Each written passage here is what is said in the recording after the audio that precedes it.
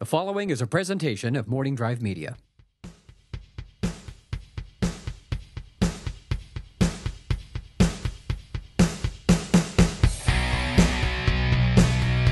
Broadcasting from a beautiful, chaste, and respectful Studio City, California. This is the Napzok Files, and I'm Ken Napzok, your host. For the 42nd regular edition, there's been a couple bonus episodes of the Napzok Files, but this is episode number 42, which is a special number to me. I say this podcast is a show about life, the universe, and everything, well as any Douglas Adams Hitchhiker's Guide to the Galaxy fan knows. The ultimate answer to the ultimate question about life, the universe, and everything is 42. So that makes this episode special enough. But making it even more special is a person I've been wanting to talk to for a long time. I've been the quiet boy on the other side of the podcast room, waiting to get her on my show. She's one of my favorite people, and I hope she'll become one of yours. And plus, she, I think, deserves a little bit of a chance of rebuttal of last week's uber-popular, uber-talked-about Bobby Finstock episode of the Napzok Files. This is my friend from Schmoes Know, but so much more. DC All Access, Fandango, The Stack Show on Schmoes Know, YouTube, and a lot more. Tiffany Smith.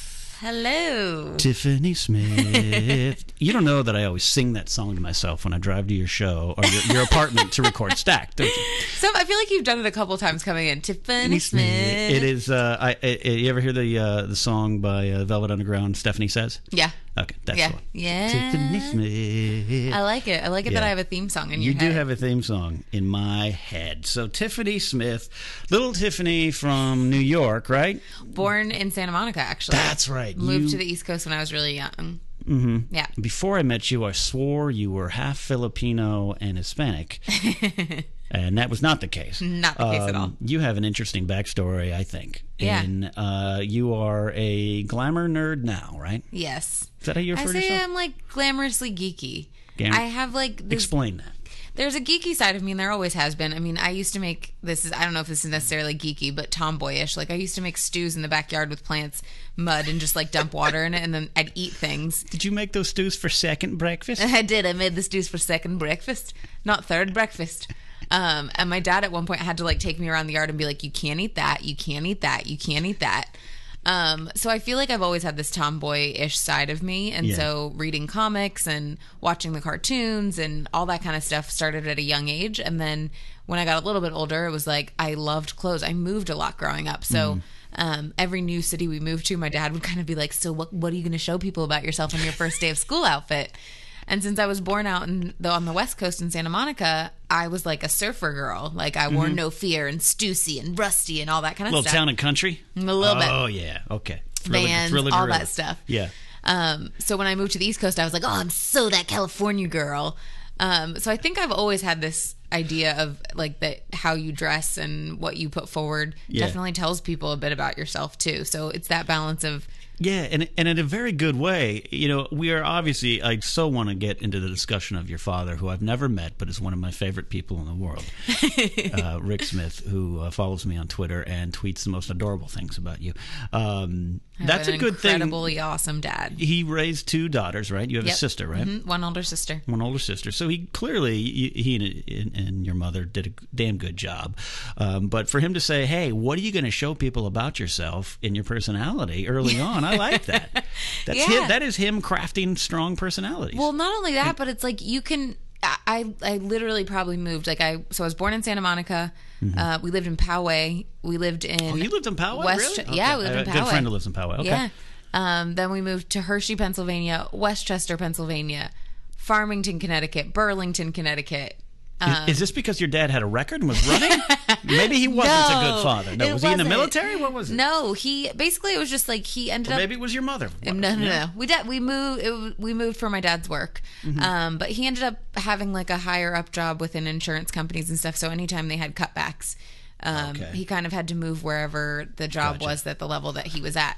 I would guess that would make you, your sister, and your parents very close. Yeah, we're a very, very tight-knit family. A little traveling unit. Yeah. And I think, I mean, it's... I remember distinctly when I moved to Hershey, Pennsylvania from California, I was like, if it does not snow on Christmas, I'm going to hate you forever. Like, I remember looking out my mom's window while she was driving me somewhere, and it snowed on Christmas, and I was like, yes, this is the greatest place ever. I loved it. There is a God. He made it snow on the East Coast. Now, when you went to the East Coast and brought your California style, when you came back, because you ended up settling in New York, right? When you came back, did you come back with your East Coast attitude? I think I have a balance of both, actually. I think there's, I mean, you know me. There's like a little bit of, I'm pretty straightforward. I don't think I beat around the bush very much. If I feel something, I might not say it immediately, but when I do say it, it's not. It's not kind of like a roundabout way of saying it, which I think is an East Coast kind of mentality. Right. But I think a lot of East Coast, West Coast stuff kind of falls away with me because a lot of my personality just comes from my faith and that kind of stuff too. Yeah, we're going to talk about your faith in Gondor later. And God and Jesus too. Yeah, I just, some of those people, it's like you go to Europe and you're like, in America, we eat pizza with our hands. And you come back over here to LA and you're like, in Europe, we eat it with our forks. But yeah, so you are truly an amalgamation of a lot of things then. I'm just picking this up right away, and I really hadn't stopped to think about it beyond just ethnic makeup, which is the easiest, quickest thing to see. It's East Coast, West Coast. It's career and faiths and everything's kind of molded in that little head of yours, huh? Yeah. I mean, there is a lot going on in there, but I don't know any different. So, I've only been in this head. That's an excellent point. There's not multiple personalities going on in here, so. You said you were attracted to comic books and movies and all that kind of stuff early on. How early do you recall? I think I must have really started reading comics when I was like, I don't know, maybe 8 or 9-ish. But I remember when I was really small, I would try and sneak downstairs and watch things that I wasn't supposed to watch. I remember the original Dark Shadows was on, and my parents would watch it. It was the black and white soap opera version. You're talking about Coed Confidential or something. No. I definitely tried to sneak MTV Spring Break at some point as well because I wasn't allowed to watch that. Yeah. But I would sneak downstairs and crawl under the coffee table and watch Dark Shadows while my parents would watch it. And I think wait. They didn't know you were there? No. Well, I mean, I like to believe that they didn't know, but I'm sure that they did know that I was down there. I would love if that was an exclusive revealed to the Smith family right now. If this is the first time they're Dad, what? you can tweet it in, Dad, if you didn't know I watched Dark Shadows with you guys. But yeah, so I think that I always had kind of that and desire for that kind of stuff where it's sci-fi, fantasy. And I've talked to you a little bit about this, but my dad did martial arts when he was younger and did martial arts and fight choreography for a film that some people know called Dolomite. Yeah. So when he started out and they were living in California, I think there was always a part of him that was drawn to the entertainment industry. Okay. But because of, my dad is a mixture of ethnicities as well. So he is African American, but he's Creole, so he's French, Black, Spanish, Gotcha. A little bit of Cherokee. So at the time when Dolomite came out, it was one of the first blaxploitation films, and all of the black actors at the time had, the stereotypical afro. Big afro, 70s afro, got it. Yeah, and my dad had straight hair. They used to call him Cochise when he was younger because he looked more Native American. Yeah, I can see that. I can see that in you too a little bit. Yeah, a little bit. So he didn't it was hard at that time because now it's everyone wants ethnically ambiguous, but then it wasn't the desirable thing. It was we've got to know what you are, and you don't fall into something, so we don't know what to do with you. Fair, yeah, definitely that makes sense back then. Yeah. Huh. So I think that kind of has always been the artistic side of things, and my mom was a teacher. So she always did creative endeavors with us and was taking us to art museums and history and traveling and so I think that probably complements what your father was trying to instill too as well. It seems like they were a good team, I'm sure. Yeah. Good job, Smiths. Yeah. Raising that up. Yeah. So you're a teacher mother is going to not just correct your grammar, but encourage more education and learning. And that's So if little Tiffany Smith wants to read under her covers a comic book, Mom was like, well, at least it's complete sentences. That's true. It's true. Yeah, I mean, my mom was, she was the one who was bringing all the Disney kind of side of things in. You are a Disney princess. I love Disneyland so much. Yeah, gosh, it's so great. I have 5 pairs of ears at my house with my name on them and everything. I mean, if you follow me on Instagram or Twitter, you know how often I go to Disneyland. Can we make this promise that one day at some point in our lives we can tag team? Other people can join us for sure in the fun. I'd like to go to Disneyland with you. Yeah, absolutely. Because I enjoy it, and I love finding people that enjoy it. Oh my God, it's my favorite place. Yeah, okay.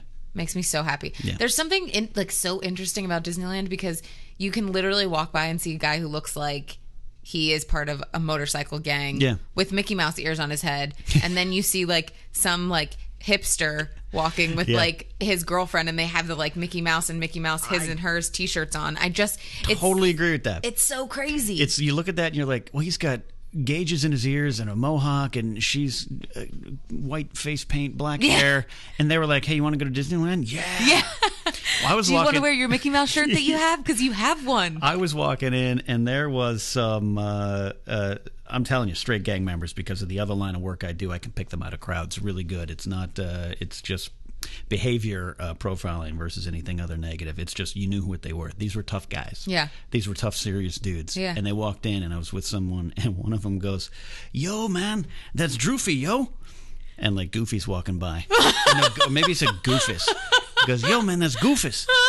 And it was one of the best moments of my life. Because I'm like, this dude loved it. With the tats and the teardrop tattoos, everything was there, man. Yeah. Everything that made my law enforcement side of my brain go, oh, but that guy loves Goofy. Yeah, and you're like, it's different from any other amusement park, because it's like you go to Six Flags or other parks where it's like someone pushes you in line and you're like, oh, I better be careful because this might start a fight. At Disneyland, you bump somebody, you're like, oh my gosh, I'm so sorry. Where are you from? Like, is this, how many times you come to Disneyland too? What's your favorite ride? Like, you just start chatting. I wouldn't with go to Knott's Berry Farm without a gun.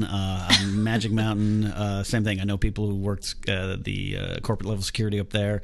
Yeah, it's a lot better than it used to be. So if anyone from Magic Mountain is listening, don't have problems with me. It has improved greatly. They've taken great strides, but it's still tough. Yeah. Disneyland, Walt did such a good job of creating this false world that you get lost in that I think, hey man, that's Goofus, yo. Yeah. People like it. I'm into it. All right, so good, it's settled. The show's over. We're going to Disneyland.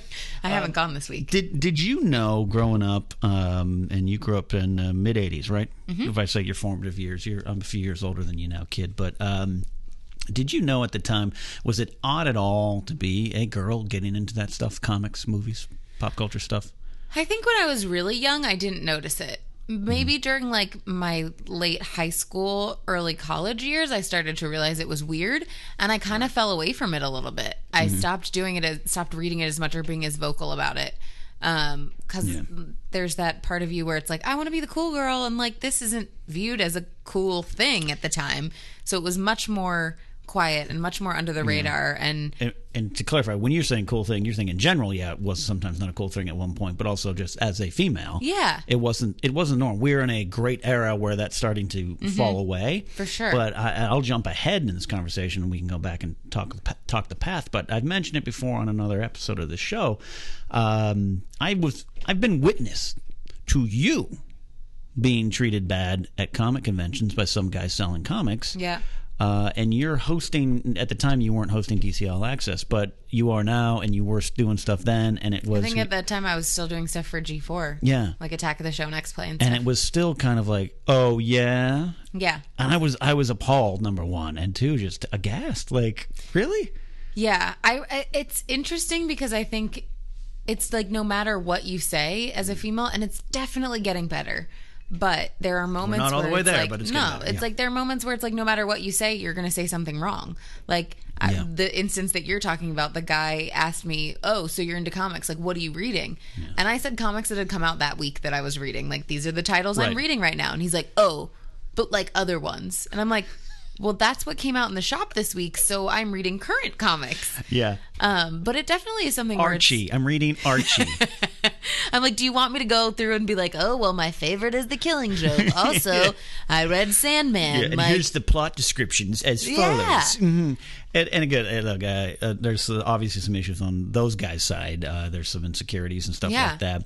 I get to, and I've battled a little bit sometimes, and I know you might know, I'm not going to say specifically, I never do, but sometimes I run into the posers and the fake ones who are the hot chicks who just made a good career choice. It drives me a little crazy at times because I do feel growing up nerd was I was choked and punched and pushed. I got my and, lunch money stolen. Yeah, and all that stuff because I hung around and talked about last night's Saturday Night Live or Star Wars quotes, and so and I had no chance at those girls, and now now it's like, oh, of course you like Star Wars, but I've come to learn because I've surrounded myself with so many great friends like you and Brittany Wallach and Megan Finley and all those friends I have who are of the female variety who recently I got the chance to sit down with Alicia Malone and Maude Garrett, and Maude, that girl knows Star Wars like almost no one I've met. Yes, and she does. It's like, cool, where were you all 25 years ago? Oh, I know, you were hiding in your rooms because you were told not to like this stuff.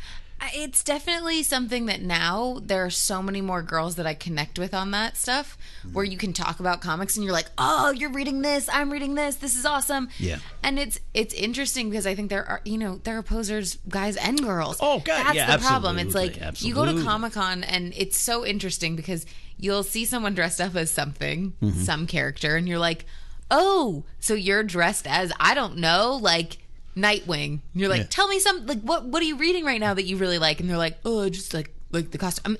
And sorry that I did that voice for a dude dressed as Nightwing, but you're like, accurate. There are people who cosplay that have no idea, but no one generally asks guys. Like if you're cosplaying and you're a dude at Comic-Con, they don't get questions. It's but just a girl, a girl, it's like, oh, you just wanted to dress up because you wanted to look sexy. Which I mean, more power to you if that's part of it. Yeah. But please don't pretend like you know stuff. That's where the problem comes up because I would much rather have somebody say, you know what, I love this. I don't read the comics, but I'm into this and I'm getting into this world. Fine. Have you ever been at Comic-Con or WonderCon or Comic Fest, some kind of con, and seen one of these girls and pulled her aside and said, hey, let me talk to you in that hallway. What the hell are you doing? You don't know Jack.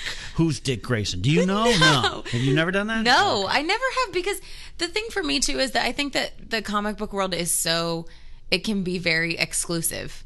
It's it can be very much like elitist, like indie music, where it's like, oh, you don't know this band or you don't know this artist. Yeah. And I compare it a lot of times to just reading novels, where if you like to read books, you probably have not read every book that has ever come out by every author.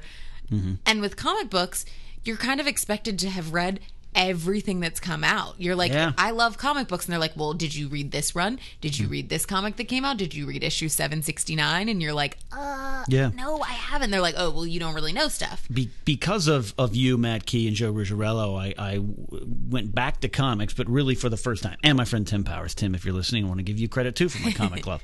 But I worked with you on Stacked. When we started recording Stacked, the first episode, I'm like, Bat Dude, I don't know nothing. You didn't even say Bat Dude. It was like, dude with the cape and the strong muscles stuff. And then it was watching you get those new Dark Horse Star Wars comics. Yeah. Oh, I kind of coveted those. And then I went, but I went one time, I love the Hawkeye series, the Fraction Hawkeye series, and issue 11 or 12 was all from the perspective of the dog. Yeah. So the month later, I was like, I picked up Hawkeye, and the guy was like, wasn't that issue last week, wasn't that just great? And I was like, yes. It was the one with the dog, right? And he's like, yeah. And I felt like, oh, I passed the test. Yeah. Oh, phew. And I was all sweaty. I mean, I joke, but I did seriously do this. I moved back to LA about 3 years ago now from New York. And I remember when I was looking for my first apartment, I was like, okay, I need to go around, check out the comic shops, see what the vibe is. Because every comic shop is very different. It is. And being a female and going into a comic shop is a different experience in every shop. Like, I can have a guy friend who's like, oh, this is the best shop ever. Yeah. And I go in and they think I'm shopping for my boyfriend. They think I'm like wandering into the wrong store to ask for directions. Like that I couldn't possibly want like a weekly subscription to anything. Hashtag yes all women. Also hashtag yes all comic book women. All right. It's a thing. I've witnessed it many times. Yeah. And I again say it's getting a lot better. There are awesome girls out there who really know stuff. Like, Hayslip, great girl, knows a lot of stuff. Allison Hayslip. Claire Grant, she knows so much stuff about in that world. And even like Jess Chobot, where it's like somebody like that where I can sit and just chat and talk about this stuff. And, you already mentioned Maude Garrett. And it's cool when you can find a group of women that get it and that are into it, but can also still be girls. and you don't feel like you have to choose one side or the other. Yeah, totally get that. And I think it's easier to obtain that nowadays. Going back then, taking the story back, at one point, I know you said high school, college, but we all did that. I actually took my Legos down from my room in college before putting them back up again. Yeah. So outside of the normal kind of like, gotta be cool, at what point did you realize, ooh, I shouldn't be doing this as a girl? And at what point were you like, I don't care, I'm going to do it? Yeah. I feel like for me in high school, I was on the smarter side of things. She says as she's wearing her glasses tonight. So I also had that like kind of nerdy perspective, and it's like I really only hung out with 4 other girls that were my best friends. We weren't really in the cool circle. And I was going to ask you, point blank, you weren't a cool kid, were you? I was cool in middle school. Gotcha. I was cool in middle school, and then after that, I wasn't really cool. Gotcha. I was horribly uncool up until my senior year when people realized, oh, this guy might have his own show one day. And I actually got friends like people never talk to me, cheerleader people like, if you ever get a talk show, can I be the first guest? Sure you can, girl who doesn't know my name. Yeah. So anyway, well, it's weird because I think the moving thing plays into that even because elementary school, I got my lunch money stolen every day by a girl that I'm now friends with, which is crazy. Really? Yeah, because when I moved back to California, we ended up becoming friends towards the end of elementary school. They came to visit and Hershey, whatever. But she would stand at the end of this like tunnel every day and steal my money. And my best friend, because I didn't play sports, like I'm not very good at the whole hand-eye coordination thing. So I was bad at sports, and my best friend who lived next door to me was really into sports. She was great at softball. And so she became friends with this girl who was the bully, and then she had to tell the bully to be like, you should be nice to Tiffany because she's cool. But I'm going to beat you up. But that was like after a while of her stealing my lunch money. It got to the point where it happened so much, it wasn't really stealing it. I would just walk down and hand it to her. So there you go. Sorry, I only got $2.35 today. Yeah. So elementary school, I was not cool. Yeah. Middle school, I moved to Hershey, Pennsylvania, and it was a smaller like pool. And I think that's when I came in with the like, hey, I'm from California. I'm like a skater chick kind of thing. So I was cool. Had braces, really bad buck teeth. Like sucked my thumb for a long time. So my front teeth. Oh boy. So middle school, I just still don't understand how I was cool with braces and stuff, but apparently you brought that California cred. Yeah. You brought it. Apparently. She's wearing Vans with no socks. Yeah, I totally did. And then high school we moved again in high school, and that was when I was really like, oh, this like comic book kind of nerdy thing. I felt like the popular girls, like it was very much like Mean Girls for me in high school. Gotcha. I just didn't really fit in, and the friends that I had, there were a couple of girlfriends that I had that we went to the same church together. So we became really good friends. And then college for me, I think it started my freshman year. I went to Syracuse. My freshman year, I wasn't. That's where I was going to go. Yeah. When I wanted to be a baseball announcer, because it's such a great broadcast. Great broadcast school. Yeah. All right. New house. Woo woo. I just did it. Fist pump. You guys can't see me. It's kind of awkward. So when I got to college my freshman year, I think that was when I kind of started being like, okay, I just want to do my own thing. I started coming into my own and figuring out who I was more. And my sophomore year, I rushed a sorority. And I think once I had that solid group of friends, I wasn't as embarrassed to feel like this is really who I am. I'm a nerd. Right. I'm a nerd who goes to church. I'm also in a sorority. I like to dance. I like to wear dresses. Like I like all Disneyland. Be honest with me. When they initially said you have to rush the sorority, did you grab your sword and horse from Rohan and think that's what it was? I wish I'd thought that. Ride out with me. I would be way cooler if I did that. I don't think I would have gotten into a sorority. What can we do against so much reckless hate? Oh God, so Ride good. out with me to the sorority. So good. Yeah. Look to the east. Look to the east. Dawn on the 5th day. We could get going for a while. Lord of the Rings. One day, I got to do it again. I watch the extended cuts in one day. I do that once a year or so. So I try to do that too. Yeah. I did it. I didn't do it last year. I did it by myself last year, but the year before, I cooked chili and cornbread and just like left my apartment door open to friends and was like, hey, come in whenever you want. I'm going to be watching all day in my jammies. If I watched all extended edition coverage of Lord of the Rings after having cornbread and chili, I have to leave the door open too, but there wouldn't be friends with me. Oh, stop. There was pooping going on. That's what he wants to say. So when did you latch on to this career choice? You started to say you became who you are. You started to be, here we go again, become, put aside the ranger and be who you were born to be. Yes. So when did that all start to hit? So my sister did commercials when she was really young. Okay. And I think what happened with her was she booked stuff and then she would get on set and she'd freak out because she started seeing commercials on TV of these kids and she was like, if I'm on the commercial, I can't be with you guys. So she saw them on television and was like, they're far away from their family. So she would book and then not do a great job on set. So my parents were like, this is not for our kids. Like, we don't want to do this. And so I remember being really young and being like, but I'm different. Like, I want an agent. Like, there was a phase where I think every night I asked my dad to be like, when do I get to get an agent? When can I get an agent? What a precocious 5-year-old. Yeah. Which now at this point, I'm like, thank goodness that didn't happen. Yeah. But so I sang for a while. Like, I did vocal coaching and that sort of thing. And then right before college, I recorded a demo. And that was my plan. I was like, I'm going to be a singer. I'm going to pursue this like pop star kind of R&B pop star kind of career path. And my parents were like, you're going to go to college. You're going to get a degree that you can fall back on, and then you can decide from there. All right. So I studied music industry as my minor at Syracuse and then majored in broadcast journalism because I felt like it was still entertainment related, but communications. And I just fell in love with it. I took acting classes while I was there too. And just really, really fell in love with hosting and felt like...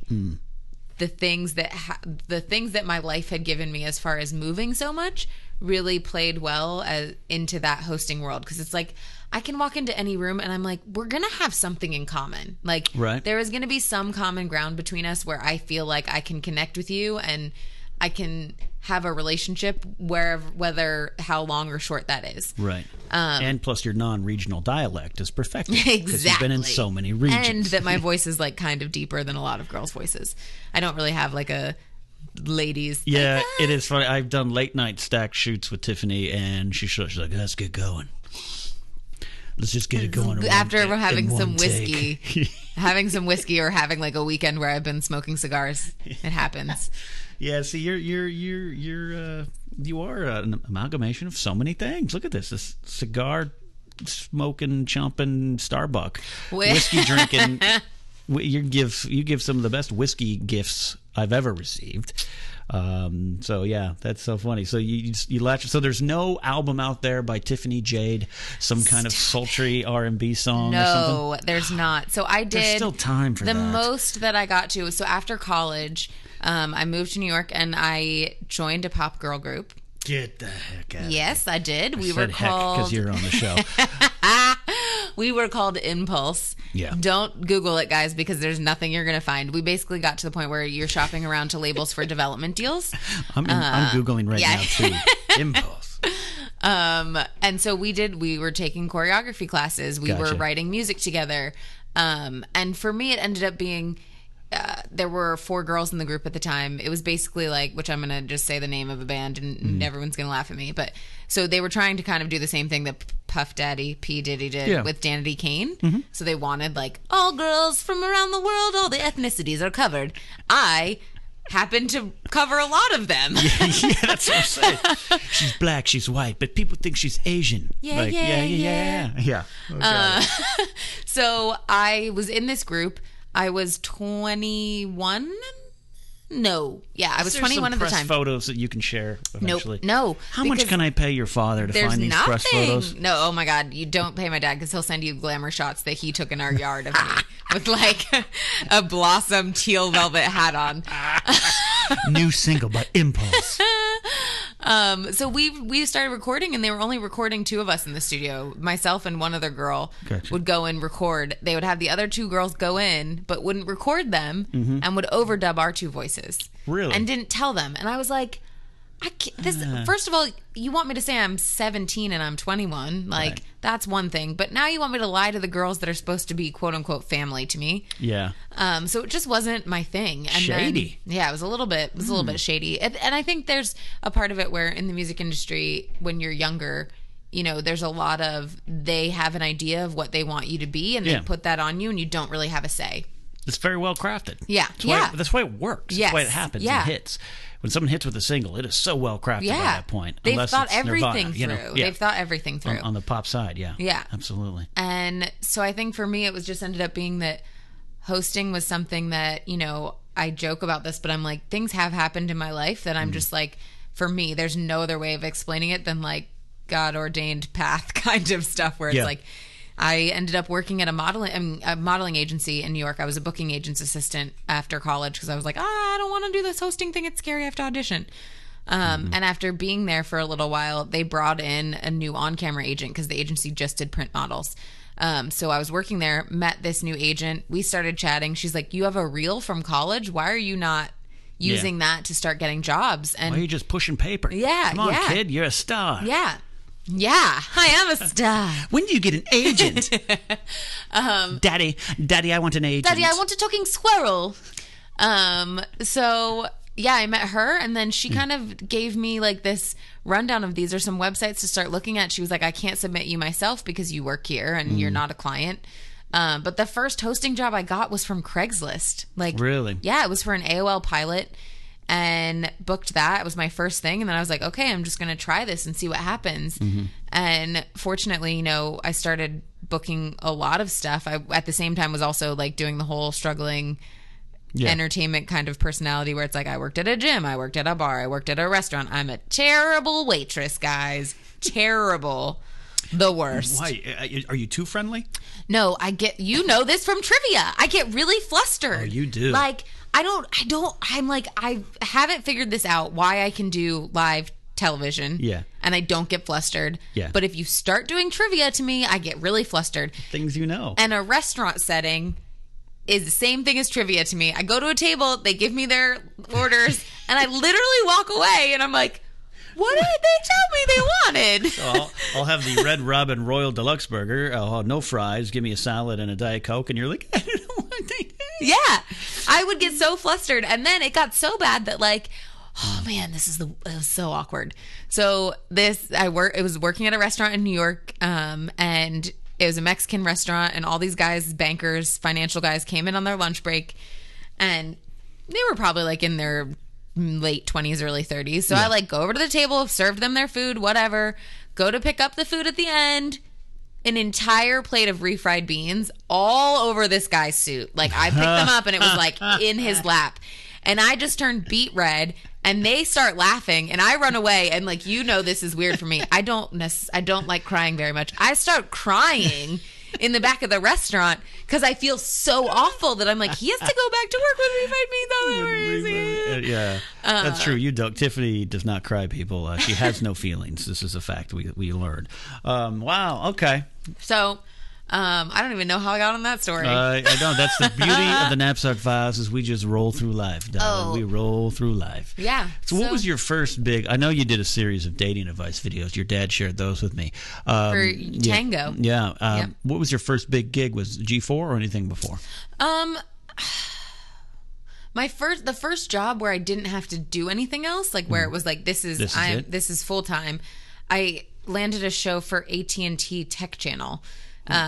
It was only internal for AT&T. But we did like weekly shows about technology where it would be like ghost hunting tech and we'd go to like an old mansion and like test out all this technology and do videos about it. And the cool thing about it was a team of like 7 or 8 of us and we were all around the same age, really young, out of college. And we just kind of got to have fun and do like create our own show and we're getting paid decent amount to do it. You do put us out of a job. Yeah, absolutely. And then on top of that, they wanted us to do like a kind of behind the scenes web series. So that was when I started getting back into acting. So we did the hosted show and then they were like, we want to do a funny version of the hosted show, but like scripted stuff of like what happens in the office, ridiculous things. So we shot like maybe 30 episodes, like web series within like 3 weeks, Awesome. 2 weeks. And so it was like, okay, I can still do this. Like I'd taken acting stuff when I was younger, but I had been away from it for so long. So that was kind of the first big thing for me where it was like, okay, this is what I want to do. Gotcha. Full time. I don't want to do anything else. And I think there was definitely a phase, and I think a lot of people say this, but there was, when I was working at the modeling agency, I remember there being a day distinctly where I was sitting in the office and I was like, my job was bad. Like, yeah. my boss would call me in the middle of the night and be like, I left my window open and it's raining. You need to go close it.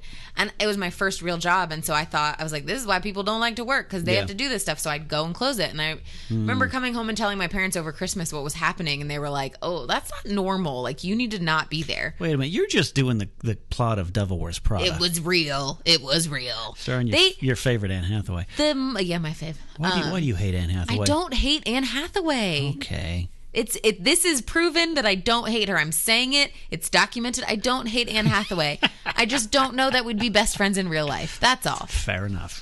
So you're at this job. Yeah, okay. Yeah, so it was just, I remember sitting there and being like, okay, God, if this is where you want me to be, if this is the path that you have for me, I'm going to find every way possible that I can make myself happy here and not want this other thing. Where it was like, I think there was also a switch over where it was, at some point you look at these careers and you see it as a like celebrity thing, and at that point for me it was like a switch over. I just want to be successful at what I love doing. Yes. I know exactly what you're talking about. Yeah. And so once I made that kind of internal switch, that's when I started booking things. That's when the jobs started coming, and the AT&T job came. So that was my first really big kind of thing where I was like, okay, I can do this full time. And then G4 for me was, man, a freaking dream job, because I watched the show. I loved Kevin Pereira and Olivia Munn on there. It was my favorite show to watch. And I was like, one day I'm going to work on that show. One day I'm going to host on that show. And every time I flew out to LA to visit family or anything, I would have my agents try and set up any meeting possible to meet anybody at G4. Yeah. And I'd come out, met with them, kind of the whole quiz thing where it's like, do you really know your stuff? Is she, energetic? Can she like go off the cuff? So I met with them a couple of times and they were like, well, we can't do anything unless you're living in LA. And so I finally got to the point where I was like, okay, it's like Indiana Jones walking out onto the invisible bridge, where I was like, I'm just going to step out. And if I fall on my face, I can come back to New York and I'll be fine. Did you whisper a penitent man shall pass? A penitent man shall pass? No? Did you? Okay. I did. As I got on the airplane. Actually, no. I listened to Miley Cyrus, Party in the USA. Really? Yeah. I would have hopped on the plane at LAX. no. Because I was landing at LAX. I would have just listened to Impulse. So yeah, I got to LA and ended up, coming, and G4 was like, we would love for you to do the feed. Okay. And from doing that, it was right around the time when Olivia had left the show. So they were having a bunch of girls come in. So I got to, on my birthday, I got to co-host Attack of the Show. Awesome. And I remember like some of my friends in New York being like, you want to work on your birthday? I was like, this is the best birthday gift I could ever imagine, that I'm hosting my favorite show with a dude that I think is one of the most quick-witted, like he just has such a great on-camera presence that when Kevin Pereira is hosting with you, you don't, half the time you don't realize that he's made a joke about you until 10 minutes later and you're like, hey, hold on, you just made fun of me. So yeah, I got to work for G4 and was just like, that's what got you out here. I didn't know G4 is what got you out here. Okay. Yeah. I mean, I didn't have a job with them. I just moved and was like, we'll see what happens. Wow. Yeah. Wow. A leap from the lion's mouth will get you across to the cup of eternal life there. Wow, that is great. Sorry, we're quoting more movies here. Yeah. I didn't know that. So you're out here in Hollywood, and there's something I think it's the time to get into it on this conversation. Okay. And that is being a Hollywood Christian. Yep. And I know your faith is very valuable and important and key to your life. I've never seen you waver from it. Not meaning that we as Christians don't have doubts or battles. And I'm not perfect. I make mistakes. Let me tell you, folks, she ain't perfect. I call myself these days a failed Christian based on the Nick Lowe song. If you ever heard the Nick Lowe song, listen to it. And I go to the Church of Bono. It's a different thing. But love, desire, and the crisis of faith is what drives me. But this is about you. I give you a lot of credit because it drives every corner of your life, as it should. When did faith really come into your life? As like me, raised, I was baptized by the late Pastor Chuck Smith and all this famous. If Calvary you guys Chapel, could see Ken's face right now, he's like humble bragging about this right now. Well, no, I say to prove a point. Like I don't. It's not about me. But I started young, so sometimes I fear I don't have an appreciation of it. Yeah.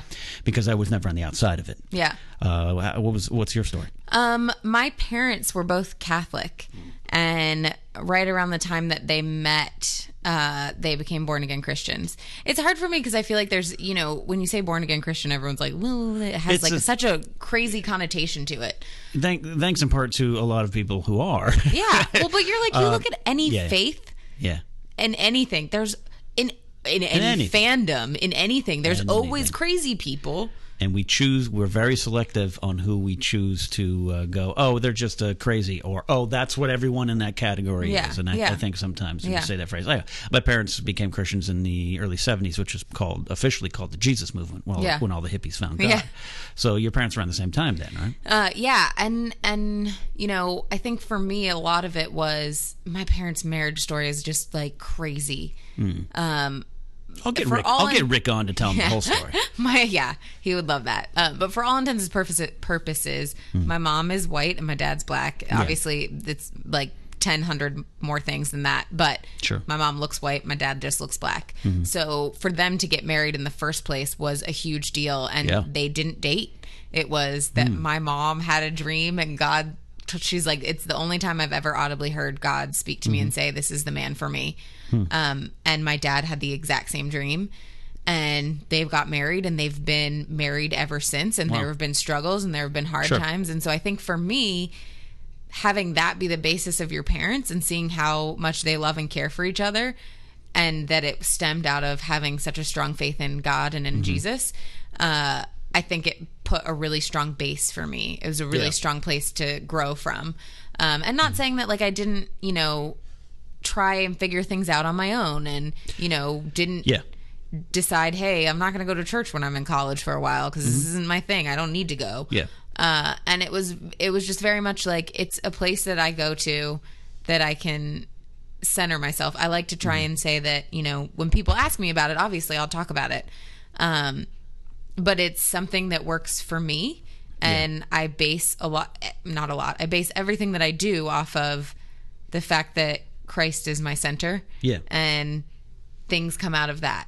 And for me, especially living in LA, I'm like, it helps me so much because it's like, this is such a competitive town. Yeah. The career path that I've chosen is so self-focused a lot of the times. And being able to take a step out of it and say, my faith allows me to be able to look at other friends of mine and say, your success is my success. I'm happy and so excited and can enjoy that and know that each of our paths are different. And I trust that God has a perfect plan for my life. And no matter what comes into that, if it's my job, it's my job. If this is my path, it's my path. And it's served me incredibly well and just has brought so much joy to my life. It has, and you are a very joyful person. Doesn't mean, yes, folks, she doesn't cry, but doesn't mean she doesn't stand. And that's the thing, too. It's the end of the baseball game when the guy who wins the World Series says, thank you to God, and people are like, oh, God doesn't watch sports. It's not about that. It's about giving the glory to someone above you, and you were just a part of a journey. And I don't think it takes anything away from you. Like, right. I believe that, you're thanking God because he gave you the things to be able to do what you do, but you got to put the work in.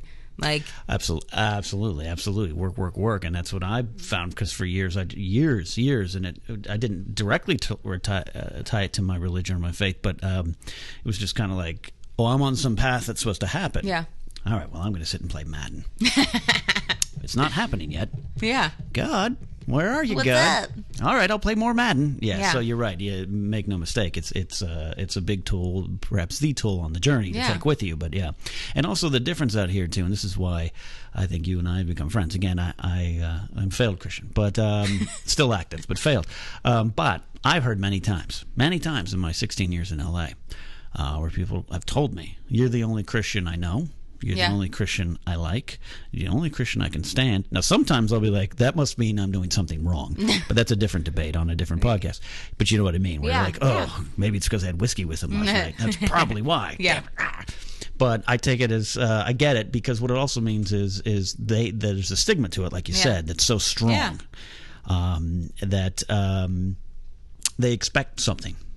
It's very I'm much, a Christian. Oh, don't judge me. Yeah, or people watch you so much more closely. Yes. As soon as you Yes. say you're a Christian, you know, there's a lot of things where people they think that you're supposed to be X, Y, and Z way. Yeah. And I mean, for me, on so many levels, it's not just being Christian, but being in this nerdy culture as well. You know, there are expectations that are put on you, and I feel like a lot of times I surprise people, and I don't, like I said, I don't go out of the box being like, I'm Christian, I'm going to throw it in your face, because that's not how I feel like it should be. And so it's like people will get to know me, and you're like, okay, there maybe is something different about me. You kind of come from a different place than some people do. What's going on? And that, like, if someone asks me, I am more than willing to talk about it. Right. It's kind of like a restaurant. Ask us about our roast beef sandwich. Yeah. Like, it's there, but you've never the old shove it down my face. That's what people always get. You don't shove it down. They shove it down my face, and I get it. And I've had friends the other way who have swung and like have told me like, oh yeah, well you need to do it. I'm like, back off, man. Like this. So I get it. I get the other side. Yeah. And I think you and I share something too, where we can go to a party and get along with just about any genre of person. Yeah. And our acceptance and tolerance and compassion is so high. Yeah. And for me, I'm just the type. I don't like to be inside too many bubbles. Yep. And again, not about me. I stopped going to church one night because of something a pastor did and said, because I was like, not because he was bad or I judged him. I just was like, this wasn't for me, because you are so inside the bubble, you don't know what's going on in the world. Yeah. And I know we should be in the world, but not of the world. But so I kind of thrive a little bit on the outside. Yeah. You similar at all, or where am I off base on attaching that to you at all? You were so good around so many different people is my point. Yeah, I think, you know, the basis for me is, if you look at the Bible, you're like, the basis to love everyone. It's to love on people. Correct. And to be, you know, I really try to be as accessible as I can and like listen. You know, there's everybody kind of just wants to be heard and talk and tell their story. And I look at, you know, this sounds, it's gonna, like, take another swig of that whiskey. I feel like there's something where it's like, I strive every day to hope that I live a life that is close to how Jesus did. And, you know, he walked with every walk of life. He loved on everybody. And not saying that in every situation he's like, I condone the way that you're living or what you're doing, or, you know. That's where it gets confusing. Yeah. And it's not that I'm saying everything's okay, but I can love on you. And guess what? If you ask me, I'm like, you know what? I'm not the final judge. Like, that's not my place. If we're friends, and I do this with my friends too, I'm like, hey, is there anything I need to be working on? Is there anything that you're seeing in my life or in my walk that seems off? Because that's the whole reason why God says you need community, and you need people around you that can, you know, hold you accountable when you are doing or behaving in a way that's not right. Because we're human. Like, just because you're Christian does not mean you're perfect. Like, I'm going to make mistakes all the time. And the best part of it for me is I'm pretty close. That I love it though when it's like, not that I love making mistakes, but I love it when I make a mistake and I can go to somebody and be like, hey, I made a mistake. Like, that sucked that I did that. I shouldn't have done that. And then it's like, oh, that's how I view being a real Christian, is like, hey, I can come back to you and be like, I did something sucky. Well, again, I know you have, I see tweets and stuff, so it's so funny, and you got your little hiking groups and stuff, and I know a lot of girls in this community, the entertainment reporting geek girl community, whatever you want to call it. We all go to the same conventions. Yeah. It seems to me that you're some kind of center for a lot of these girls. I don't know. I don't want to put too much credit, because you probably need them just as much as they need you. But it seems to me, I see that a lot from afar. Correct me if I'm wrong. That it's like, I'm so glad Tiffany and other people, but it seems like a common thread is you, because you're able to listen and maybe help these people. I don't know. I mean, am I wrong? I don't know. I wouldn't say I know that. You don't. I wouldn't say that, but I would love. I love that if that's something that people feel, because I want. I bet you it's true, and now they're going to say it to you directly. I think that it's more of, you know, there, like I said, there's this very competitive vibe in Los Angeles, especially between girls. I think in a lot of industries, though, but where it's like women are supposed to compete with each other. And I feel very differently. I'm like, I want to make sure that I can support you in any way that I can. And if there is a job that I can help you with, if there's, you know, something that I can talk through with you, then I want to do that. And I think that for me, again, like I said, it comes from having a faith that I have and being able to go back to that and knowing that there's something bigger than me and, you know, being able to step outside of myself and say, my career's not everything. Like, why am I here? I've interviewed Paris Hilton, or I've interviewed this actor. I've done this. When I die, who's going to give a crap? Like, no one's going to care about that. I would much rather have people be able to say, you know, Tiffany was there when I needed to talk through this, or, you know, she was a friend to me, or, you know, that she... You take the time to care. I'll get those texts from you. How's your day going? How's your week? You know, and while I say we're close, we're not constant everyday friends. You know what I mean? We're busy. But I get that. And it's sincere. And it's not just on the surface for me. You want to know. Yeah. Because you also know that I'm kind of crazy. And then I'll show up to shoot stack and be like, but anyways, you've done it. You haven't done it perfect, because we aren't. But you've done it right. And you're not going to give yourself a lot of credit, Tiffany, but I'm going to tell you, because I know your dad's listening. He's done a good job along with your mother. You're doing it right out here. You guys can't see me, but I'm making a super awkward face. Yeah, she won't look at me in the eyes. She just keeps saying, pour more whiskey with her hand. But it's good, and it's important. I've been impressed with your balance and how you handle it and everything. Thanks, Ken. And it's been important for me to have you in my life the last couple of years, getting to know you through Schmoville, which we will talk about. I know there's Schmo people listening. We're going to get into that. But you mentioned something. You just triggered something else I want to ask you about, and that's you're still very young. And I know we all get to a certain age and we don't feel young. Yeah. Even me at 38, I'm young.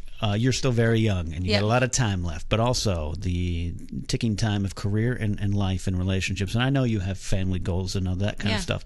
How do you balance the pursuit of normal goals, relationships, husband, wife, kid roles, versus career, which sometimes Stevie Nicks of Fleetwood Mac once said, to get my career, I had to give up my dreams of family. So how do you, as a woman, because I do believe it is different for a woman. It really is. Yeah. How do you approach that? How do you balance that? How do you look at that? You thought I was just going to talk about Batman. We've had conversations about dating, so you know some of this from me. And I don't need specifics. I don't need specifics from you, secret girl. I just need... I think that it is hard. Yeah. It's hard. I mean, balancing just career alone and friends and family and social life and having time to recharge, because I'm somebody who definitely, I need solo time. Like I need not Han Solo time, but I do like Star Wars, so Han Solo time sometimes is my solo time, but I need by myself time just to recharge. And so finding the balance for all of that, and then also still having time to be like, okay, I really need to recharge my battery and like spend some time reading the Bible and like going to church and that sort of thing. It is a tough balance. Like I was talking with Christian today, and I was like, sometimes it feels like you're trying to throw 30 eggs into the air and like juggle them at the same time, and you're like, I don't know what's happening, and hope the big one hits and everything like that. And it's look, I've seen recently some great examples of women who have gotten married, started families, and kept their career going. Amy Poehler, Tina Fey come to mind, Maya Rudolph as well, but Tina Fey, I don't know how the heck far she did that. And is doing it successfully. I give so much credit to those type of women. Again, if people out there don't think it is a different thing for men versus women, I feel I have to sacrifice some relationship career stuff too. But I could get married at 55 and raise a family with a 25-year-old, because one of my friends just recently did it. And I know it's not the same, and I think it's okay to address the differences. And I'm so, is there a point? Do you get to that point where you're like, oh, it's cutoff time then? I mean, it's interesting because I forget. I don't mean to talk about like periods and tampon stuff, but there's this little commercial. I do. There's this little commercial video that came out this week from Always, and it's Like a Girl. It's called Like a Girl, and it was so interesting to me to see that and be like, okay, everything I do is like a girl because I'm a girl. Right. Like, just saying that out loud, Yeah. people, when you hear like a girl, it's immediately like this derogatory kind of negative I'm just a girl. phrase, you know, where Yeah. you throw like a girl or you run like a girl or you Yes. whatever it is. I'm guilty of that too sometimes. I apologize to all women. I mean, and everyone is, because it's like you watch the clip, look it up online, you guys, it's awesome. But it's like the younger girls, the little girls, when they say run like a girl, they run hard. Like they are trying their best. But the ones who are past puberty, older, they're like run like a girl, and they're flailing all over the place. And you're like, at what point does that switch over? Yeah. Where being feminine and being a woman is this negative thing. And I think that I think the older that I've gotten, the more balance that I've started to get with that in myself, where it's, we joke about me not liking to cry, but there is some part of me that thinks, oh, all those girls who like cry all the time, or guys who cry all the time, it's so sissy. It's like, whatever. She actually said that to me one time when I cried at her apartment. But it's not. It's like there is a balance, and you know, you can still be in touch with your emotional side and be feminine and still be strong, and you know, say that you want a family and you want to get married and you want to have kids, and that it's not all of a sudden like, oh, well, my career is non-important anymore because I've said I want to have a husband and I want to have a family. Yeah. Fair answer to a tough question. It's tough. I mean, it's tough. And I think we also, especially for women, it's like you want to either hold two roles or break the roles. So sometimes maybe like, if you're a tough, if you're Ronda Rousey fighting UFC, I'm sure she just sometimes wants to sit down and watch a romantic comedy and cry. You know what I mean? Like, and she should be allowed to do that just as much as she should be allowed to fight on the same level. And then not say like, oh, well, she's not a tough fighter because she wanted to watch that. Right, yeah. It's like I sometimes I bristle at hashtag activism, and I'm not making light of all women. That was a great thing that happened, and a great movement to feel. And I'm glad some of these conversations about rape culture and stuff are happening, and we can have these discussions. But sometimes I fear that if it's the old Seinfeld joke, if you go too far one way, and Elaine Bennis once said, "Isn't on a subway a man wouldn't give up his seat?" And she's like, "Isn't that the downside of feminism? We lost the niceties." Like, I still want to be able to open up a door for a woman and not be like, I can do it too. Just like, but I wanted to treat you nice. Yeah. Like, I think this is a, like, I joke because I'm like, it's such an awkward thing to pull from, but Divergent. Okay. The end of that movie point. Let's talk it. Is one of my favorite scenes because I think it demonstrates so well. Yeah. Like, there's this moment where, Shailene Woodley's character is running Spoiler, after by the way, people. Yeah. Spoiler, the end of Divergent. It's not really, but kind of. She's running after the train, and Four reaches down his hand for her, and she's like, I can do it myself. And he looks at her and says, I know you can. And she grabs his hand anyway. Yeah. Where it's like, there is definitely like, I'm a woman. There's no changing that. Like, there are things about me that are different than men. Yeah. Like, and how? And like, I want a man. I don't want... I mean, yes, I want an equal, but I want someone who is the man in the relationship, and I can be the woman in the relationship. Sure. And I think the hard part comes in where it's like, I've definitely dated guys in Los Angeles specifically where it's like, I'm not like so successful at what I do, but I have a career and I work hard, and I'm not really struggling anymore. So it's not. It's not like, what am I going to do with my career? Where is it going? When I show up to film Stacked, you're burning hundreds to keep warm. That's great. Yeah. It's true. It's not true at all. But that there have been guys where it's like they can't really handle that because they're like, well, I don't know what I'm doing with my career yet. And that to me is where the difficulty comes in because I'm like, I don't want to downplay where I'm at or what I'm doing because it makes you feel less like the man in the relationship. Right. I want somebody who looks at that and says, awesome, like, I want to make me want to do more. Yeah. If that makes sense. It totally makes sense. And it's a complicated issue we won't solve here, but it's interesting. And because I watch you from afar and I so much admiration for you. I want you to have it all in your life. And Thanks, I know Dad. Sometimes you skew towards career because you have to, because this girl, folks, works so hard. I show up to film. One of the reasons a lot of people have been asking on Facebook, the Facebook group of Schmoville, like, when's more Stacked coming? There will be Stacked in some way or another. Stacked is coming back. There'll Don't be worry. some way, but right now it's me and Tiffany. We're both so busy, but she is more busy than me because you're just working. You're doing your thing. You're working it. So I sometimes from afar, maybe big brother syndrome. I'm like, gosh, I just wish she could have it all. And you will be. And the day comes, you'll probably have a baby on your hip and a microphone on the other side, and you'll kick ass at both. And I know you will. I think that. I mean, I'm not worried. I know you're not. No, that's another thing I admire about you. You're not worried. Yeah. I know stuff will come in the timing it's supposed to come. Yeah. And I think it's also, I'm very, this about me, but I'm very traditional when it comes to dating and meeting guys. And shut up! Why did you just start? He almost choked on his whiskey. I almost spit up my whiskey because I have argued with you on that before. Yeah. I'm very much like, you need to pursue me. I want to be pursued. You are the man. You can call me. Yeah. I'm not saying, and the thing is that I'm not saying we worked it out. Yeah, go ahead. Yeah, I'm not saying that I won't then open the door and be like, "Hello, yes, I would like to date you, or I'm interested in you," but I would like to be pursued. I know because remember, I come from the Sir Jorah Mormont friend zone side of life. Khaleesi. So when you initially said that, I ruffled because this was maybe about a year or so ago. You're like, no, a man has to pursue me. And I'm like, yeah. And you were like, well, hey, no, hey, slow down there, pirate.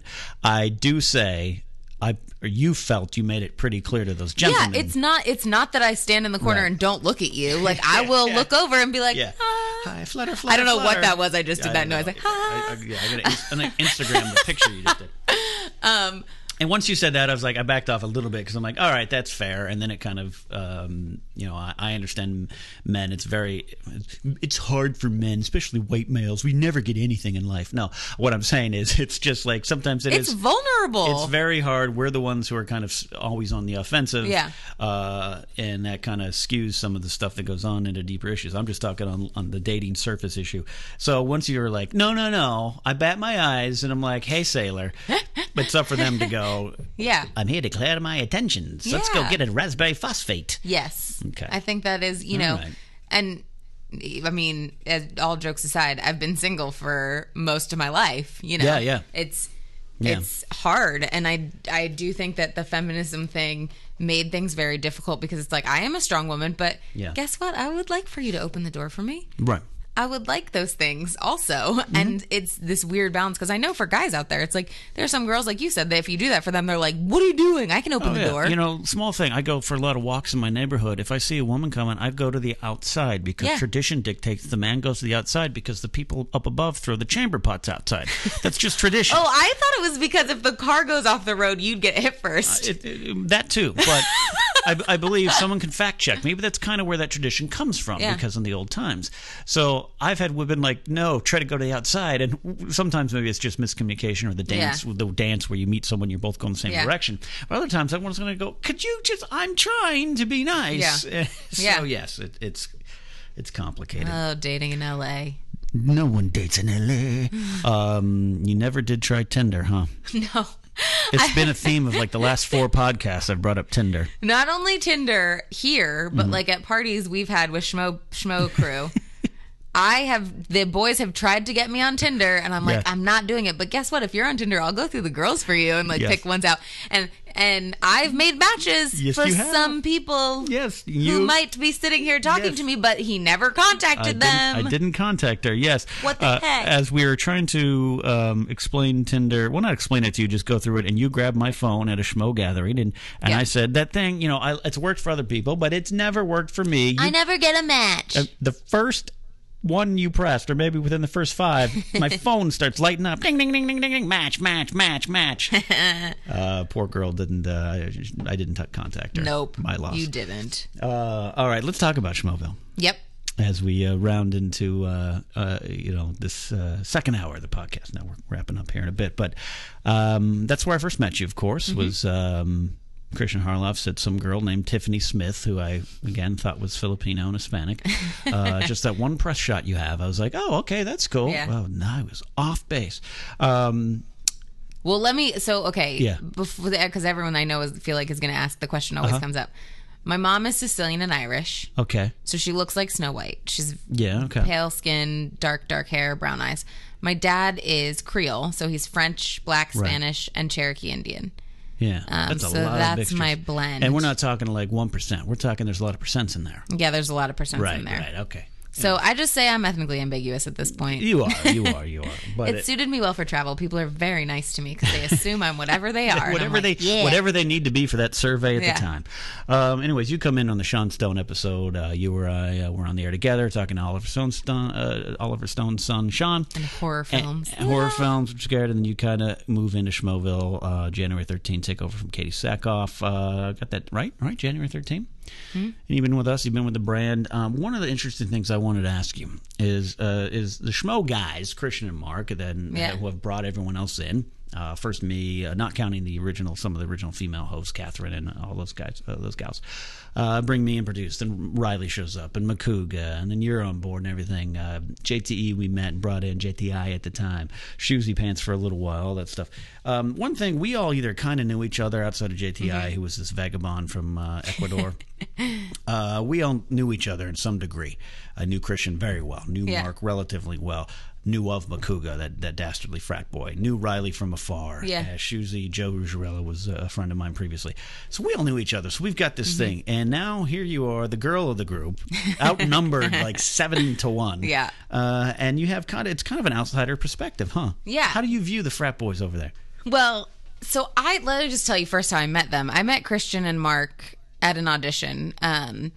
It was for a talk movie show, and we were supposed to act like we're best friends, like the version of the Friends coffee shop where you're sitting chatting, but we chat movies. Gotcha. So we auditioned there, and it was very much the same kind of vibe that you get with the comic book world, where it's like we sat down, we talked. Christian and Mark were like, "Oh, she really does know movies," and then we walked out of the audition, and they're like, "Hey, like, would you want to be on our podcast at some point?" And I was like, "Yeah, sure, I'd love to." And awesome. So coming into the show, I think it was, I definitely like meeting Christian and Mark first. I was like, okay, I get their vibe. Yeah. They've been friends for such a long time. They love talking movies. It's almost much more this vibe of like hanging out at their apartment in college. Couple of schmoes drinking from red plastic cups. Exactly. Yeah. And then I think the first time I came in, I was a little bit overwhelmed because you're like you said, there's a lot of dudes, one girl, and on top of it, I knew that Katie Sackhoff had been the host before. And you were a Battlestar fan. I'm a huge Battlestar fan. Yeah. And having listened to the podcast before, I was like, well, Katie's like even more like cool girl boyish than I am. Like, I think I'm pretty cool, but like she's like badass. Katie, what people need to realize about Katie, and if I ever was to get her on the show, it'd be amazing. But Katie is one of the all-time great like girls who can hang with the boys. Yeah, she sets that to a new level. She raises the bar. I joke, but this is when I've done podcasts with her. She comes in and it's like the cool big sister for me, where it's like Katie does or says something and I'm like, I want to do that. Like Katie will curse on the podcast and she looks at me and she's like, you want to say a bad word, don't you? And I'm like, okay. It's the only time you've cursed. Shit. Yeah. Like that's what else, like she's just so cool. Yeah. So coming in and thinking, I'm taking over for Starbucks. This awesome chick who they're all friends with. She knows them really well. They have this banter. So it was a little intimidating coming in the first time, and plus, when any girl enters a room with Makuga, there's that 2 seconds of you love that guy. Didn't happen for me. Did not happen for me. I don't believe that. There was definitely a podcast where you guys tried to put me on the hot seat and be like, who would you pick? And I picked you. You picked me because I'm so nice and I take care of you. Score 1 for Sir Jorah. It's true. I'd treat you so nice. I'd be the worst fat, bald, boring husband ever. But and I get that. Yeah. I get that. But so, it was a little intimidating, but then we sat down for the first show, and I think, doing G4 and just kind of having this mentality where it's like I've been in a boys club quite a bit at this point, just from the things that I enjoy talking about and reading and watching, and being there and being able to be snarky and quick-witted and not caring and not worrying about what Christian's saying, or being able to be like, that's not true, or really being able to school them when it comes to Lord of the Rings, or maybe on some like unless sci-fi it comes fantasy to a stuff. Trivia question. If it's the trivia, I get nervous. We all know this. Okay. But who's the only one who has a Lord of the Rings Elvish tattoo on the podcast? This girl. Clearly you. Yeah. So it's light been... in a dark place. No, yeah, Katie. We told Katie that one too, and she made it dirty, and I was like, oh man. Yeah, well. So being there now for quite a while, it's like I got a whole bunch of brothers. Yeah.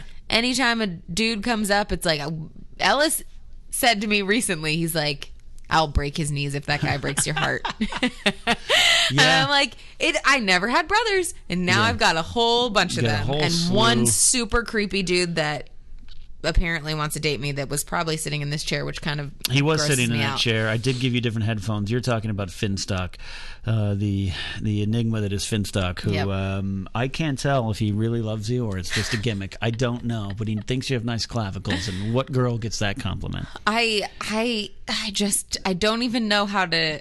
Do you remember the first time you met Finstock? What was it? He came on the podcast. Well, I know that. He was wearing the beard beanie. Did he? I think he was tweeting at you before. I don't know. I think the clavicles thing started before he came on the show. He even met you. I feel like maybe he came on once and then started tweeting the clavicle thing, because the clavicle thing and the so bizarre that we're talking about the clavicle thing and the shoesy pants foot thing. Oh, Shoesy and his feet. Yeah, those happened around the same time. It did, and I was like, okay, this is what Schmoville can be sometimes. Sometimes it's this. Two dudes, one taking pictures of your feet, the other one taking my collarbones, pot shots at your clavicles. Weird. Yeah. And I who's still creepier, Shoesy or Finstock? Don't answer that. That's mean. You would never dare. I mean, you can here's say the thing. Finstock he's just, like you said, an enigma. I can't figure him out.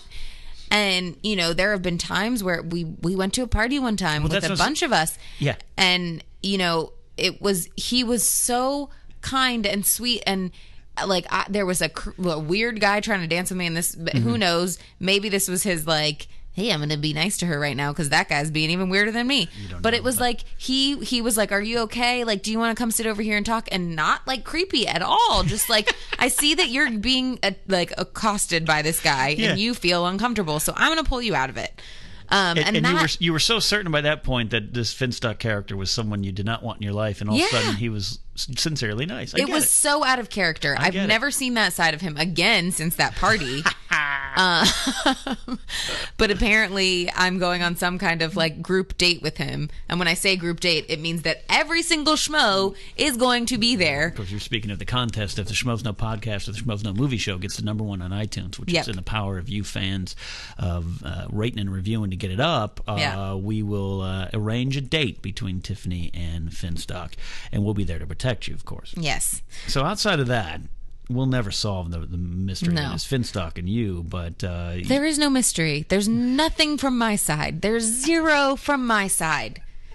I will say I love the whole Schmoville family. It's it was crazy, because I do think the interesting thing about the show and the podcast itself is that there is such a strong community of fans, and they're so awesome, and they're so committed, and everyone feels like family, from the listeners to people tweeting, whatever it is.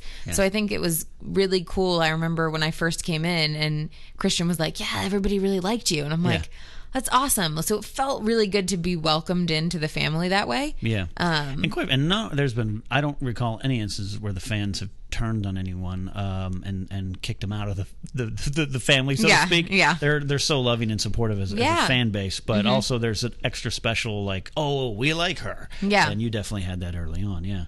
Are you ever going to bring a date to one of our schmo gatherings? You're afraid. You're smart to not. But are you afraid to? I am not afraid to. Mm-hmm. I think that it comes down to the fact that, like I've said, I'm mostly been single for most of my life. That's true. I know there's always this thing of like where people are like, girls say that all the time, but I'm like, no, like I didn't get asked to the prom. I didn't have boyfriends. I had like 2 boyfriends my whole life. Right.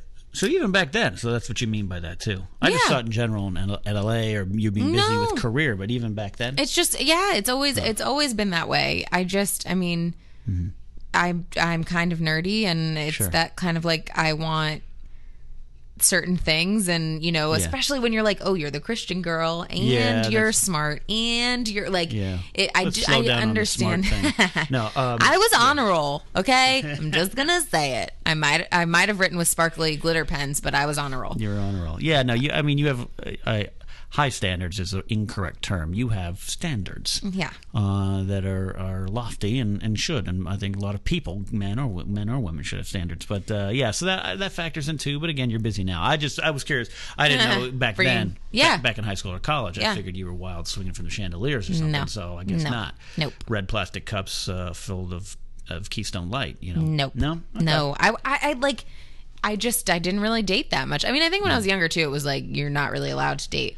Well, did you experience that too? That's a little bit of my issue. Again, not wrong word, but the only thing I can think of in the time is a little bit of the stuff I battled too. It was a very strict upbringing. Yeah. When it came to that. Yeah. I mean, everyone famously knows now. I haven't seen a lot of movies from the '80s because I wasn't allowed to, and even though I can see them now, I still haven't because I'm afraid my mom will be upset because I watched the sex scene in Top Gun.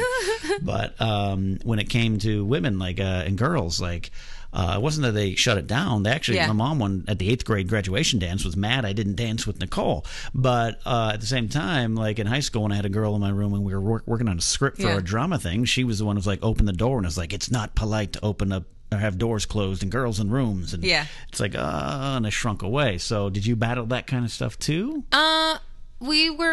I don't know when I was first allowed to start dating, quote unquote, which dating, I want to say in middle school is he's my boyfriend, we hold hands. We're all going to go see Dick Tracy in a group. I jokingly say we hold hands, but I don't like holding hands.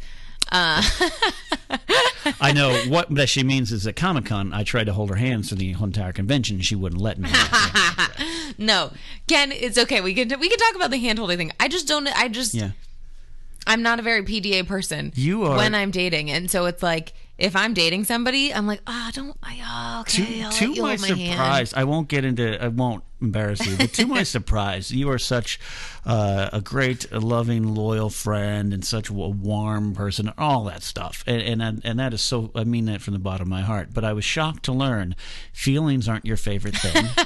Holding hands, you're good with a hug at a party for a friend, but if you and I were married like you had picked in that contest, and I'd be like, hey honey, what do you want at the grocery store? Let me give you a hug. You'd be like, stop, go get a watermelon. go pick up some cantaloupe. We need some cheese. I was shocked to learn that you're a type of person. I don't know if it's not something that I think it will change and be different the longer I'm with someone, but I just don't like seeing PDA. I hate seeing those couples that are all over each other somewhere, and you're like, you can go somewhere. I'm not talking that you and your boyfriend are going to make out French kiss in the lobby of an AMC movie theater. I'm saying if you're at a comic convention or something or somewhere public and he comes up and kind of rubs the back of your neck and your back and says, hey honey, how you doing? You're going to have a problem with that? Sounds like you want to. Looks like you want to say yes. No. It looks like you wanted to say yes. No. Here's the thing, especially with the schmo crew. You wanted to say yes. No.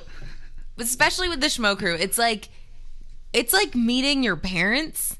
Yeah. Or 14 brothers at the same time. I'm going to bring a guy in, and all of you guys have opinions, and a lot of times it's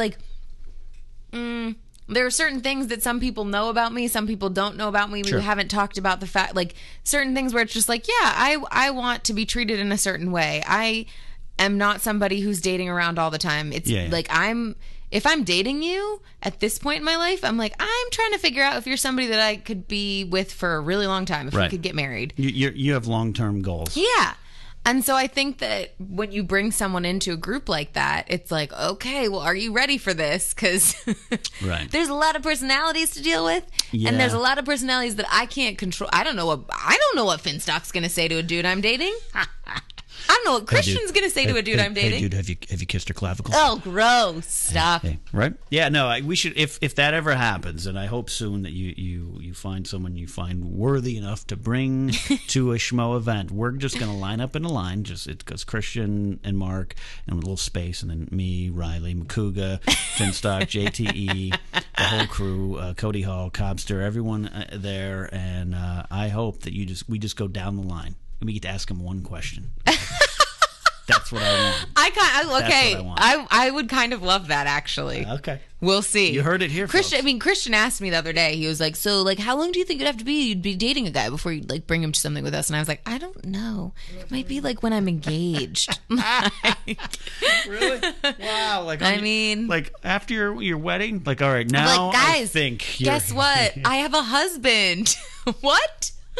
Oh, well. Oh, that's gosh, I must live to see that day where we all do that test at a party. I hope it happens sooner than later. Well, it's been such a joy to have you in Schmoville too. You've been a great addition, and I hope as the brand grows and the big announcements that have been coming, we're gonna really hopefully get to experience more of your knowledge and more specific knowledge on other sections, the comic books and the movies, and you know, if we could just do a podcast quoting Lord of the Rings, I would love that. We could do that. Oh my gosh, I would love that. That would be good. But I'm glad. Yeah, you've had fun in Schmoville. You've with these crazy brother frat boys, and I like that. Yeah, and it's cool because it's something where, you know, you get to meet people, you talk about things that I wouldn't generally get to do or talk about, and you know, there's a difference between, you know, working for Fandango is fantastic, and getting to do junkets is such a different experience and cool, and getting to talk to these actors about their films, but it's very. It happens in a certain way all the time. Sure. And then it's like you come on a show like this and there's so much more like flexibility and play. And, you know, I still go back to who came on? I'm trying to think of who it was that I got awkward around. Sean Astin. Yeah, when Sean Astin came on. Yeah. That during the podcast, I was fine. It was after the fact when he's like, "So, I hear you really like Lord of the Rings," that I totally nerded out. And I'm like, those are moments that don't happen in the day-to-day job, you know, where not everyone has a day-to-day gig where they're interviewing and doing junkets, but there's definitely a different vibe because you get to spend some more quality time with people that you're interviewing or chatting with. When I was interviewing Alicia Malone and Maud, Alicia was saying, you know, on those junkets you have to be there's rules, there's strictness, there's decorum, there's policies, procedures, and on us it's just like, hey, Katie, you can get yourself Katie Sackhoff's kicked out. drunk in the corner. Yeah, You know, like, it's good. You can literally. Yeah. There have been situations where I've been prepped before. I was covering it for somebody, got prepped before just to say, you know, we haven't been able to interview this person in a really long time because of whatever happened the last time. Oh yeah. So don't screw it up. Yeah. And you're like, that is a great way to go into an interview where I'm like, oh, God. Do they tell you what the previous person did, or you have to figure it out? Sometimes yes, sometimes no. Don't ask him if he ever had a pet dog. You mean, you definitely get that where it's like, you're not allowed to ask about this. Do not bring this topic up. I can get that. And, you know, but there's some stuff where it's like, I'm sure Alicia talked about this a bit too, where it's like, there are certain things as a reporter, as an interviewer, journalist, you've got to ask. So it's like, if they tell you not to, you save it till the very end, and then you ask it, and you're like, cool, okay, thanks, bye. Okay, thanks, bye. I do want to talk before we go here as we wrap up. DC All Access. Yep. With Blair Herter, you've been co-hosting on DC's website, right? Yep. That's where they can find it? It's on their YouTube channel, the DC Entertainment channel, and then as well as their website, dccomics.com. So that one, it was really cool because the year before, I used to host the red carpets for Marvel Live for all their film premieres. And that was such an incredible gig for me. I remember getting to do, the first one that I did was for the Avengers premiere at the El Capitan Theater. Right. And I remember right before we went live, and it was 2-hour live stream, I wasn't interviewing anybody. It was just like, you're going to talk about comics, and you're going to talk about like the color on the carpet and what's going on and actors that are showing up. Right before we started, they came up to me and they're like, so we decided that they want you to announce the entire cast at the end on the stage. Oh, wow. You get to announce all of the actors. And I was like, are you kidding me?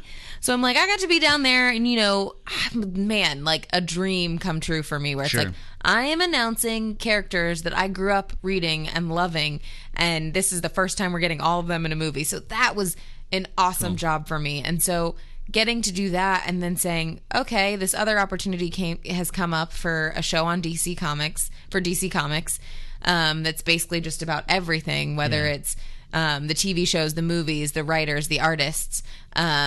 And for that gig, I mean, they sent somebody to my comic shop to make sure that I actually went to the shop and bought comics. Really? And like some dude in a black suit went over to the comic shop? Yeah, they did.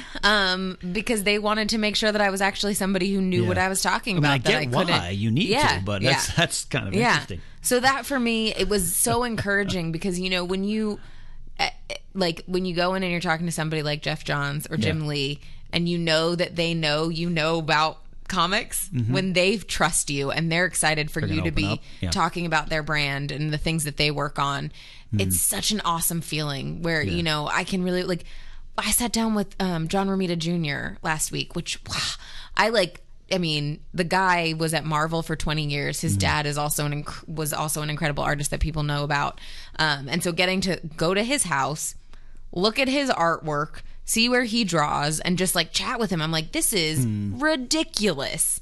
So the DC Comics job, both of them, I mean, I look at both of those things and I'm like, wow, if I told like little Tiffany, guess what? One day you're going to work for Marvel and one day you're going to work for DC. I would never have believed it. Like, do you use those maybe moments of being down or depressed? I use it like this. If I'm down and depressed, I'm like, go back and tell your 14-year-old self you got to be in a match with Roddy Piper.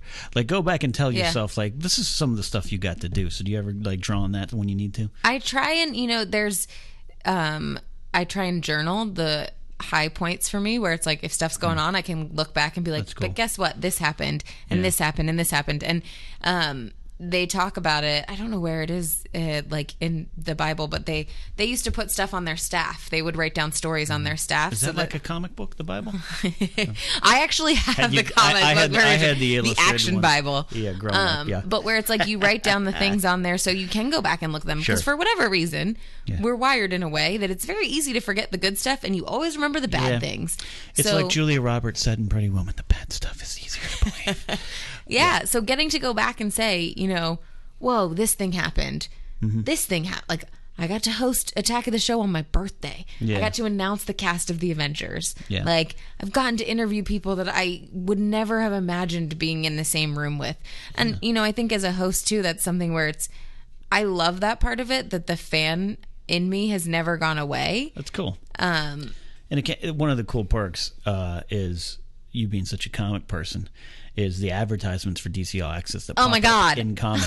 Come on. You have to sit back. I know as humble as you are, you got to sit back and just kind of be like, I'm in that comic. That's cool. It is That's cool. So cool. I remember going to WonderCon this year, and in the pamphlet that they give away, we were on the back page of the WonderCon brochure, and I was like, are you kidding me? This is the coolest thing ever. I think I gave you that copy of that like LA Weekly magazine or something that has Daenerys on the front. Oh, yeah. And you on the back. Yep, which was so appropriate because you call me Mother of Comics. Yes. So it was Mother of Dragons and the Mother of Comics on the front and back pages. Together at last, as they should. Well, I have kept you long enough, and I know you're so busy. I want to get you home to read more comics and read your Bible and not have feelings. I have to catch up on some Orange is the New Black. Oh, okay. Yeah. Good That's my stuff. new jam right now. Thank you so much for coming to Napzok Files. I teased you on air last week on Schmoes that when you were going to come on, but I always knew it was because you were too busy.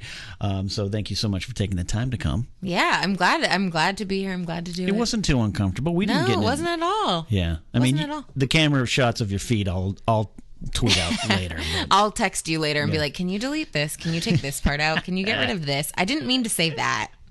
And I know I'm going to publicly put this on record. I better meet your father within a calendar year. I want Rick Smith. I want to have a coffee or a soda pop or a raspberry phosphate with your father because I think he is just such a fascinating character from afar and how he raised you and your... I don't know your sister, but I assume she's just as good as you in terms of all this stuff. I don't want to cause a sister war. But he and what is your mom's name? I don't know. Tanya. Because she doesn't tweet Rick me. And Tanya. She doesn't tweet me, so tell her to... No, my mom doesn't do the whole social media thing. She just looks on Facebook on my dad's. Yeah, that's good. Well, they have done such a good job with such one of my favorite people in town. It's been a pleasure to meet you over the last couple of years and get to know you, and now get to really know you. Oh, that was really creepy.